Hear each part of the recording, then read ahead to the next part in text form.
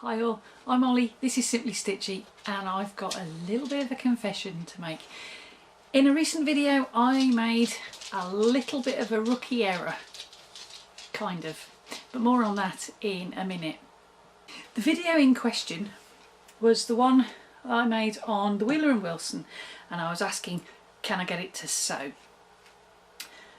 I was showing you how to load the bobbin into the Wheeler and Wilson machine. I'd read the manual, thought no more about it, started to film. And as I did so, I put the bobbin in anti-clockwise. And therein lies the problem. Because according to the manual, the bobbin on this machine is supposed to go in clockwise. The thread is supposed to come off from the left. The bobbin goes clockwise, and when I put the bobbin in the machine in that video, I had it going that way, which is anti-clockwise. To be honest, I wouldn't have noticed it, only I was getting ready to film a short so that I could put that on the channel to show in detail, in a close-up, how to put the bobbin in the machine. And it was while I was filming that I thought, hang on a minute, I'm sure I did this the other way round last time I filmed this. So I had to go back and check my original video, and sure enough, there I am, putting it in the wrong way round. If you want to go and check out both those videos, the short and my original Wheeler and Wilson video, I'll pop a link in the description box for you. In my defence, I don't have many machines like this one that thread from right to left. And the ones that I do have, if I can just get out of the way for a minute, the Singer 301 here and the Singer 1591 just in front of it. They both have bobbins that you put in with the thread coming off the bobbin anti-clockwise. So I think that when I was filming the video, knowing that the machine threads from right to left, I was just going with instincts and putting the bobbin in, as I usually do, for these two machines behind me. I mean, at the end of the day, I'm a Singer girl at heart, so I was probably just on autopilot. What can you do? Everything about the Wheeler and Wilson machine is back to front to what I'm used to. Even the hand wheel goes away from you instead of towards you. The thing is, you remember at the start of the video that I said that I was wrong, but not really? This machine works when I put the bobbin in upside down. It's sewed beautifully. In fact, I've got video evidence showing that this machine sewed perfectly well, even though the bobbin was in the wrong way round. If you don't believe me, go and check out the video. It's in the description box.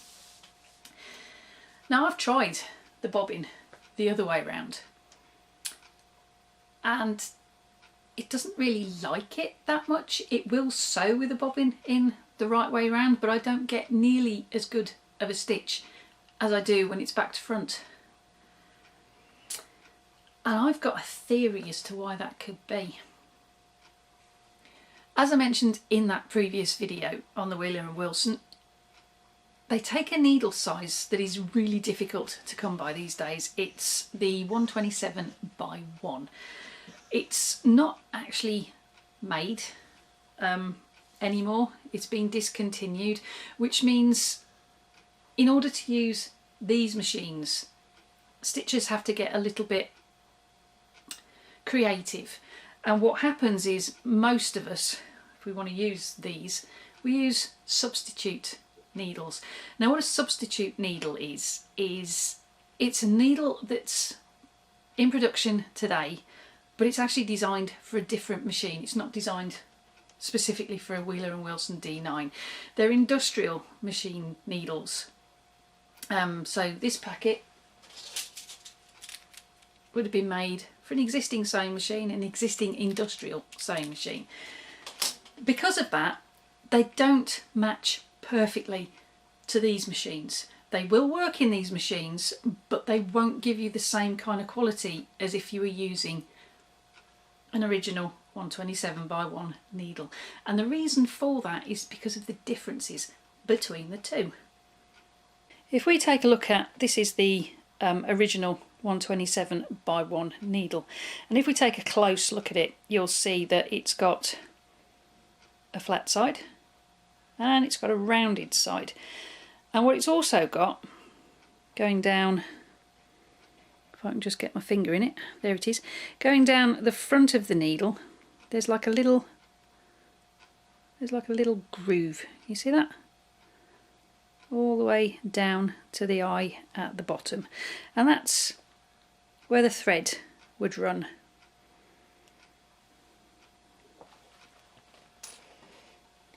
Now if we have a close-up of the substitute needle, this is the Groz Beckert, and it's the MY1014B.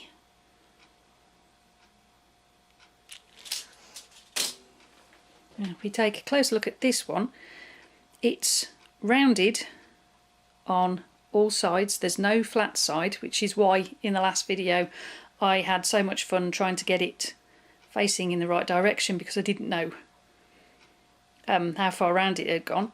It's actually got a groove on the front, and if you turn it round, it's got a groove on the other side as well. Sewing machines are pretty intricate pieces of machinery. Everything that is on a sewing machine is built so that it works in tandem with everything else, if you like.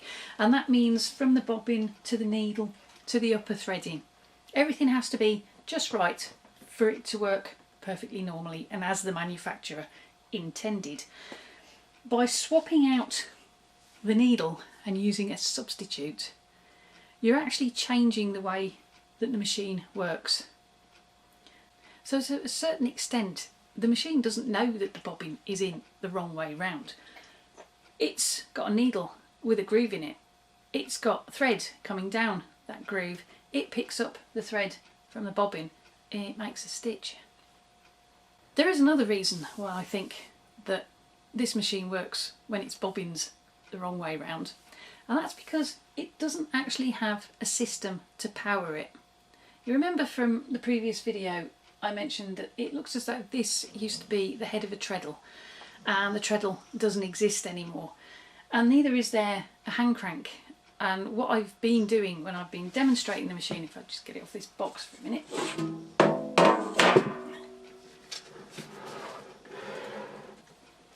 is physically turning the hand wheel with my fingers.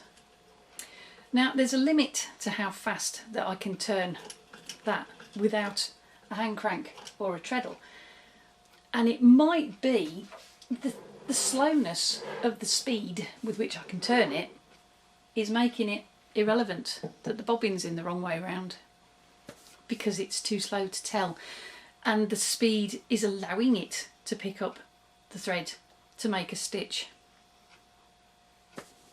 Whatever the reason why this machine stitches better when its bobbin is in back to front is really anybody's guess, but I'm just going to go with it. But for those of you out there who have a Wheeler Wilson D9 like this one, you need to put your bobbin in so that the thread comes off the top and towards you in a clockwise direction. I've got 3 useful pieces of advice for you thanks to this video. Number 1, read your manual. If you don't have a manual for your Wheeler & Wilson D9, I will put a link to where I got mine from in the description box for you. Number 2, don't just read your manual, take notice of what it says. Trust me, you will have fewer duh moments if you do. And number 3, and this is for those of you with Wheeler & Wilson D9s who are using substitute needles. If you find that your machine doesn't want to work the way your manual says it should, take your bobbin out and instead of having it coming off clockwise, flip it over and swap it to anti-clockwise, because you might just find that will make it work just that little bit smoother for you. I hope you liked today's video. If you did, give it a thumbs up. And why not go and check out some of the other videos that I've got on my channel by using these links coming up any minute now, or the ones in the description box. And why not subscribe and click the little bell just down there so that YouTube can let you know when I've uploaded another video. Whatever video you do go and check out next, I hope to see you back for the next one. And in the meantime, whatever you're sewing it with, make sure you get that bobbin the right way around. Thanks ever so much for watching, and I'll see you next time. Bye for now.